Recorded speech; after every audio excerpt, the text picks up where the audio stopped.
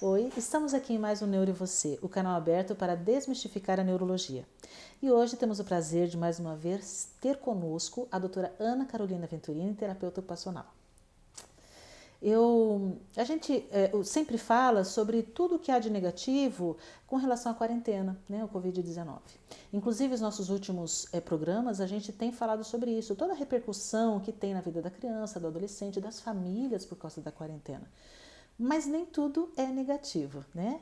Então eu trouxe você hoje para falar até sobre a sua situação pessoal e profissional, como é que a quarentena interferiu, mudou a sua rotina. Bom, muito prazer de novo estar aqui com você. A quarentena me trouxe vários desafios, como para todos, mas também trouxe muita resolução em alguns aspectos, né? Na questão profissional, foi muito importante ter essa pausa para pensar e renovar os projetos. E com relação às crianças, né, de atendimento, também foi importante, porque eu comecei a ter um outro olhar, tive que me adaptar naquela situação onde a gente não podia atender o presencial, a gente tinha que atender o online. E aí você começa a visualizar e começa a perceber outras coisas que dentro do consultório, às vezes, você sabe, faz, mas de repente passa batido, né? Que é a rotina dessa criança em casa, a rotina dessa família, como é também para eles estarem na quarentena.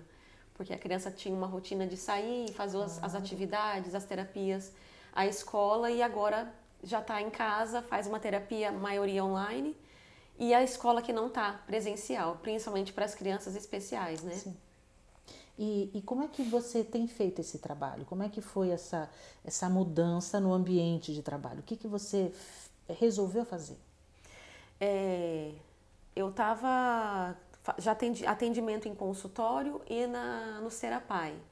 Então, nessa pausa, eu, como sempre quis ter um cantinho só para mim, porque eu trabalhava num consultório junto com uma outra colega, e eu achei que era a hora de eu começar a voar sozinha. Com um grande empurrão de uma amiga que me ajudou muito, eu decidi então fazer isso. E essa transição foi justamente no meio da pandemia, né, da nossa quarentena, em 2020, e foi aonde também começou a surgir essa questão de olhar para o paciente em casa, mais em casa do que em consultório. Porque eu fui atender em casa no final do ano, quando a gente já estava podendo atender o presencial, eu tive em alguns atendimento em casa. A gente não aplica a integração sensorial em casa, você aplica a estimulação sensorial, porque para a integração você precisa dos aparelhos, de alguns recursos específicos, mas eu trabalhei as AVDs dessas crianças em casa, que é uma coisa que a gente trabalha de repente como treino dentro do consultório, mas em casa é diferente. Claro. Em casa a criança tem uma outra rotina, ela tem outro ritmo, e ela tem também uma questão de estar no cantinho dela, as manias dela, o jeito dela, né? Então no consultório a gente acaba conduzindo, e em casa eles já têm essa questão de ter mais uma resistência para algumas coisas, ou um jeito, uma mania para outras. Então foi um trabalho que eu fiz de atendimento em casa para treinar essas AVDs das crianças, e que foi muito importante, foi muito rico. E esse treino das atividades de vida diária seria você estar do lado para ensinar, por exemplo, um autista a escovar o dente, a sentar na mesa. Isso, eu até vou contar. Eu tenho um autista que eu brinco com a mãe que a gente vai colocar ele num curso de Masterchef. Ah, que delícia! Porque ele adora pegar a massinha e falar que fez macarrão. Essa semana passada ele falou para mim que ele fez pastel, e aí ele arruma a mesa. E ele sempre foi muito seletivo, sempre teve muita dificuldade na alimentação, e aí eu fui aos poucos em casa, junto com a babá, a gente foi inventando coisas, recursos na alimentação para inserir alimentos novos. Até que ele encasquetou que ele queria fazer um suco de kiwi. Então, que é assim, o kiwi é uma fruta super diferente, tem as sementinhas, já é mais difícil, né?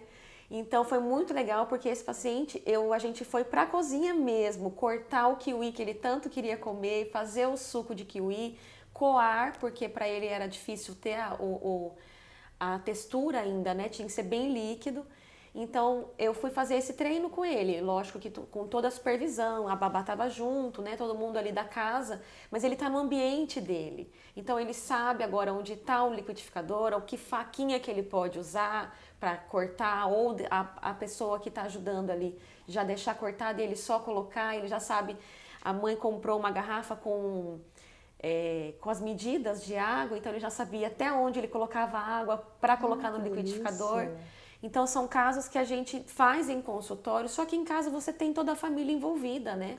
Você tem o apoio da família e essa criança vai começar a fazer isso mais com naturalidade. E uma outra abordagem, né? Acaba que a família também aprende a lidar com aquela situação. Exatamente, né? exatamente. Porque eu como mãe, meus filhos são típicos, mas assim, eu como mãe muitas vezes eu falo, e agora, o que eu faço? Né? Então, quando você tem uma criança portadora de necessidade especial qualquer, eu imagino que deve ser muito mais complicado, né? Exato. A mãe vai chegar, vai esbarrar no momento e falar, e agora? Como é que eu vou driblar esse obstáculo? Aí entra você. Exatamente, exatamente. Muito legal. E, claro, não é só autista. O que mais? Claro, não é só autista. A gente vai trabalhar os deficientes físicos, né? Com adaptação, com estimulação e também com essa parte de AVDs, né? Dependendo do grau de deficiência, da dificuldade, você vai trabalhar essas AVDs, de como que vai sentar para colocar uma roupinha ou tirar a roupinha, escovar o dente, se precisa de alguma adaptação, se precisa de escova elétrica, né? Algum recurso que adapte aquela criança a ter mais independência dentro de casa. Porque essa é a intenção.